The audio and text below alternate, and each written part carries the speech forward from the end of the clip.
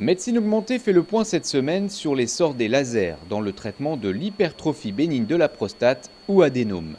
Pour élargir le canal de l'urètre intraprostatique, les lasers s'imposent petit à petit face aux techniques chirurgicales de référence. Résection, vaporisation ou énucléation des tissus, à chaque laser sa technique de prédilection. Explication du professeur Hervé Baumer, recueillie lors de la 8e journée de chirurgie mini-invasive organisée par le groupe hospitalier Paris-Saint-Joseph.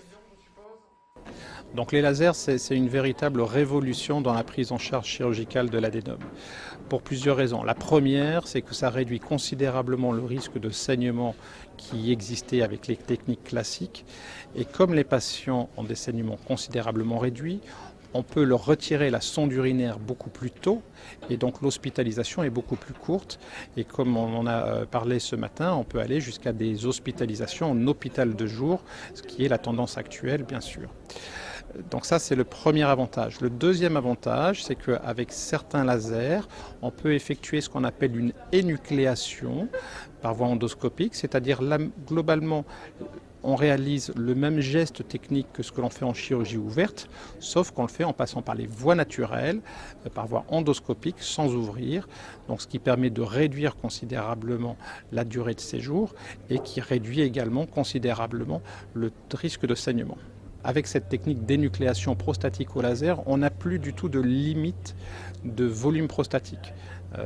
Juste pour information, nous avons opéré dans le service récemment un patient qui nous avait été confié, qui venait du nord de la France, avec une prostate historiquement volumineuse qui faisait 450 grammes. Je vous rappelle qu'une prostate normale fait 20 grammes, donc absolument énorme.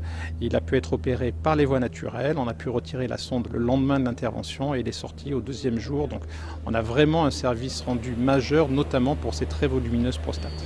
Aujourd'hui, il existe essentiellement 3 catégories de lasers, avec, comme vous l'avez dit, des longueurs d'onde, c'est-à-dire des propriétés physiques qui sont différentes, et donc des pénétrations au sein du tissu qui sont différentes. Ces 3 lasers sont d'une part le laser au thulium, qui n'est pas celui qui est le plus développé et probablement pas celui qui est le plus adapté pour cette chirurgie, même si on peut la réaliser.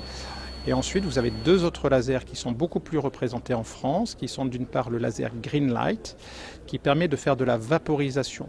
La vaporisation, en fait, on va détruire le tissu, on ne retire pas de tissu, on ne fait pas de copeaux, on n'enlève pas des lobes, donc on n'a pas de résultats et d'analyse anatomopathologique, mais on va détruire le tissu progressivement et ça permet de faire une hémostase tout à fait satisfaisante et de faire ce genre d'opération en ambulatoire.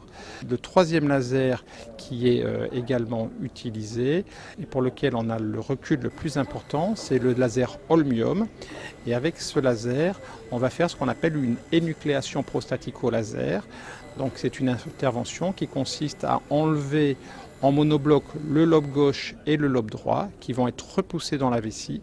Et ensuite, nous avons un morcellateur, c'est-à-dire un aspirateur associé à un mini hachoir à l'extrémité pour débiter en fragments les gros morceaux qu'on en a repoussés dans la vessie afin de pouvoir les extérioriser par les voies naturelles. Donc le choix entre ces différentes techniques va dépendre d'une part de l'habitude des opérateurs, quels qu'ils soient, puisque certains centres font plus une technique qu'une autre, et puis va dépendre essentiellement du volume prostatique. Plus les prostates sont volumineuses, plus on a intérêt de faire une énucléation qui est incontestablement le traitement de référence et la technique de référence. C'est évident que dans les années à venir, à l'horizon 5 ans, la chirurgie au laser va devenir, quelle que soit sa technique, la référence et sera proposée par la majorité des chirurgiens un peu partout en France. C'est la fin de cette émission, merci de votre fidélité. Rendez-vous le mois prochain pour suivre un nouveau numéro de Médecine Augmentée.